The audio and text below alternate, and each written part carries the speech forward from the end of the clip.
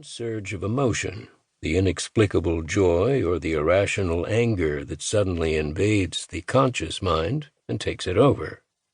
The floods of feeling make no sense to the conscious mind because the conscious mind did not produce them. The man in our example could not explain to himself the intensity of his reaction. He asked, where did that come from? He felt that his anger came from somewhere outside him. He felt that he was not himself for a few moments. But in fact, this surge of ungovernable emotion did come from a part of him, a place deep within that he couldn't see with his conscious mind. It is because of this invisibility that this place within is called the unconscious. The idea of the unconscious derives from a simple observation in daily human life. There is material contained in our minds that we are not aware of most of the time. We sometimes become aware of a memory, a pleasant association, an ideal, a belief that wells up unexpectedly from an unknown place. We sense that we have carried these elements somewhere inside us for a long time. But where? In an unknown part of the total psyche that lies outside the boundaries of the conscious mind. The unconscious is a marvelous universe of unseen energies, forces, forms of intelligence, even distinct personalities that live within us.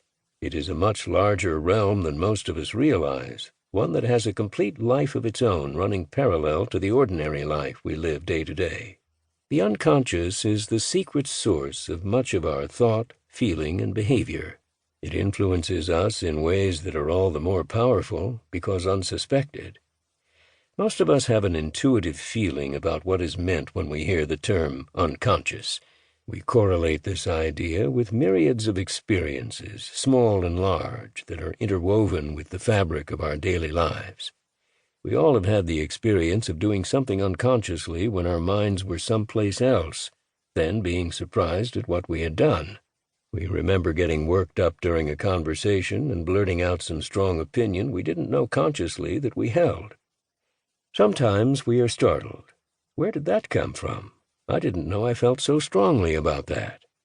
As we become more sensitive to the surges of energy from the unconscious, we learn instead to ask, what part of me believes that? Why does this subject set off such an intense reaction in that unseen part of myself? We can learn to look at the issue more closely. What comes over me is a sudden invasion of energy from the unconscious. If I think I wasn't being myself, it is because I don't realize that myself also includes my unconscious. These hidden parts of ourselves have strong feelings and want to express them. Yet unless we learn to do inner work, these parts of ourselves are hidden from our conscious view. Sometimes these hidden personalities are embarrassing or violent, and we are humiliated when they show themselves. At other times, we wake up to strengths and find qualities within ourselves that we never knew were there. We draw on hidden resources and do things we normally could not have done, say something more clear and intelligent than we've ever been able to say before, express wisdom we did not know we had, show a generosity or understanding of which we never knew we were capable. In each case, there is a startled reaction. I am a different person than I thought I was. I have qualities, both positive and negative, that I didn't know were part of my definition. These qualities lived in the unconscious, where they were out of sight, out of mind. We are all much more than the I of whom we are aware. Our conscious minds can focus on only a limited sector of our total being at any given time. Despite our efforts at self-knowledge, only a small portion of the huge energy system of the unconscious can be incorporated into the conscious mind or function at the conscious level.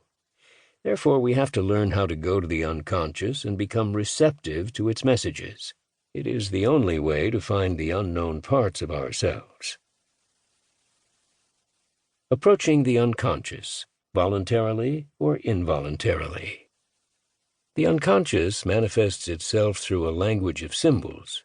It is not only in our involuntary or compulsive behavior that we can see the unconscious. It has two natural pathways for bridging the gap and speaking to the conscious mind. One is by dreams, the other is through the imagination. Both of these are highly refined.